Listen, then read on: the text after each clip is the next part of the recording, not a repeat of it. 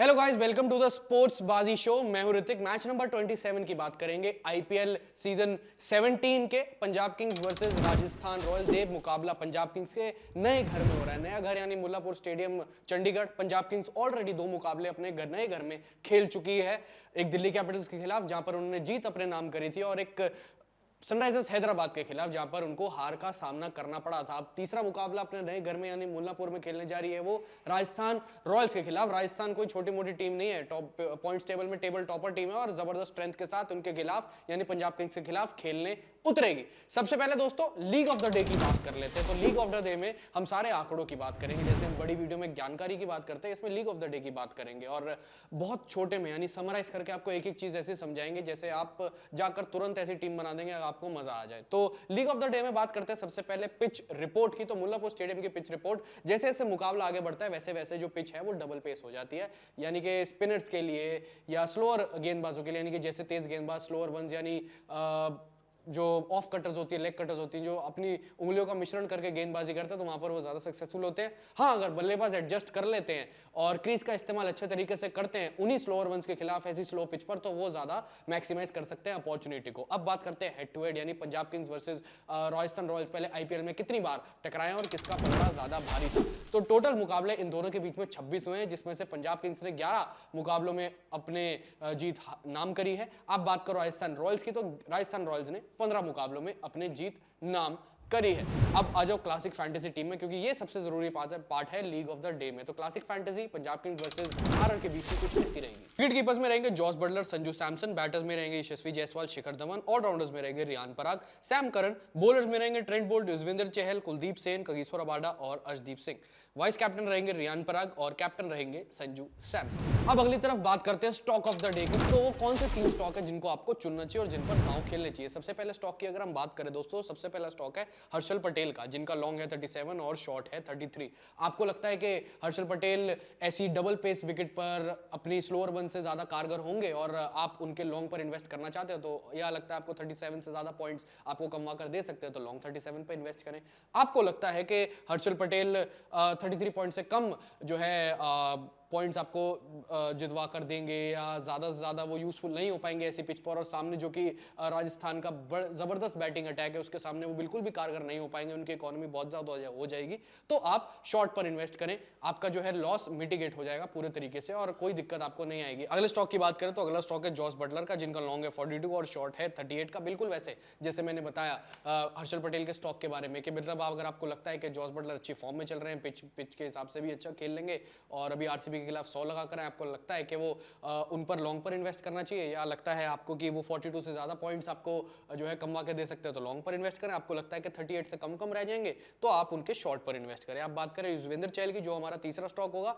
आपको लगता है कि युजवेंद्र चहल, जिनका लॉन्ग है 48 और शॉर्ट है 44, आपको लगता है कि 48 पॉइंट से ज्यादा आपको कमा कर देंगे लॉन्ग में, तो आप लॉन्ग पर इन्वेस्ट करें युजवेंद्र चहल के। आपको लगता है कि 44 से कम रह जाएंगे युजवेंद्र चहल, तो आप उनके शॉर्ट पर इन्वेस्ट करें। मैं आपको एडवाइस करूंगा कि आप जॉस बटलर का लॉन्ग लें और युजवेंद्र चहल का भी लॉन्ग लें, क्योंकि डबल पेस विकेट है। युजवेंद्र चहल अच्छी फॉर्म में चल रहे हैं और टर्न ज्यादा करवा सकते हैं और बहुत अच्छी फॉर्म है युजवेंद्र चहल की। जॉस बटलर की लय अच्छी है बल्लेबाजी की, पर आपको मैं कहूंगा कि हर्षल पटेल, क्योंकि जो मैंने आपको पहला स्टॉक बताया था हर्षल पटेल, आप शॉर्ट पर इन्वेस्ट कर सकते हैं, लॉन्ग इसलिए नहीं क्योंकि सामने बल्लेबाजी का अटैक राजस्थान का है, वो किसी को नहीं बख्शते ऊपर से नीचे तक, तो इस वजह से। अब आ जाओ मार्केट ऑफ द डे में, जिसमें इंपॉर्टेंट चीज ये रहती है कि आप अपना दिल दिमाग और डेटा लगाकर और सब चीजें एनालाइज कर सारे आंकड़े, सारे स्टैट, सारी जानकारी की चीजें आप एनालाइज करके आप अपना ओपिनियन कॉन्टेस्ट में जाकर हर एक सवाल के नीचे येस या नो में दे सकते हो। बहुत इजी चीज है। जैसे कि फॉर एग्जांपल आपको मैं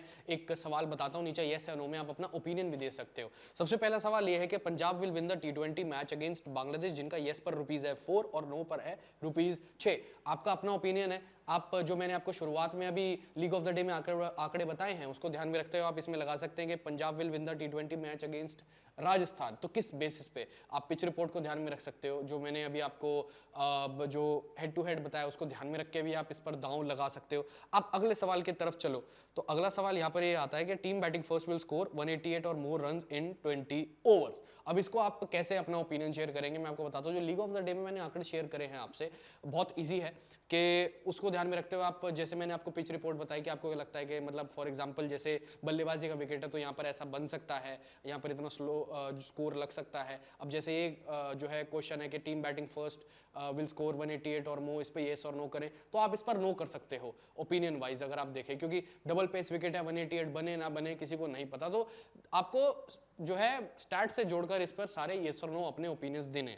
उसके अलावा आप अगर आप नीचे चलें कि team batting first will score 8 और more runs in the second over.